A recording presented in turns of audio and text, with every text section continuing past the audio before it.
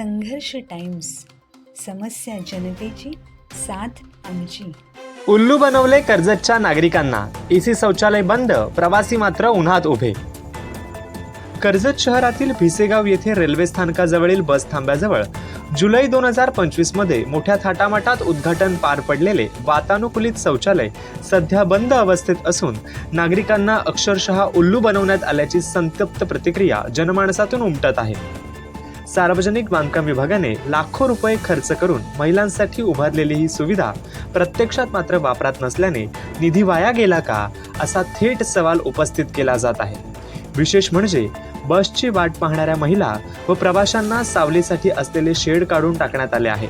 परिणामी एका बाजूला बंद एसी शौचालय आणि दुसऱ्या बाजूला उन्हात उभे असलेले प्रवासी असे विचित्र चित्र येथे पाहायला मिळत आहे. महिलांसाठी एसी शौचालय उभारले पण उभे राहण्यासाठी साधे शेडही नाही, हा प्रशासनाचा विरोधाभास स्पष्टपणे दिसून येतो.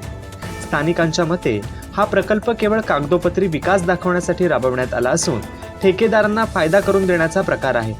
मूलभूत गरजा बाजूला ठेवून अनावश्यक कामांवर भर दिला जात असल्याने नागरिकांमध्ये तीव्र नाराजी आहे.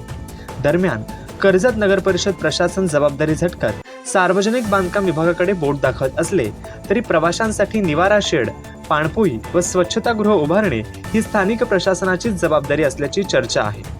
नागरिकांचा प्रश्न कायम आहे. उद्घाटनानंतर वर्षभर बंद असलेले हे शौचालय सुरू कधी होणार आणि प्रवाशांना सावलीची सोय कधी मिळणार? येथे महिला पुरुष दोन्हींसाठी शौचालय कधी होणार, असा सवाल केला जात आहे. सध्या तरी भिसेगावमध्ये विकासाच्या नावाखाली नागरिकांना उल्लू बनवण्याचे चित्र स्पष्ट दिसत आहे.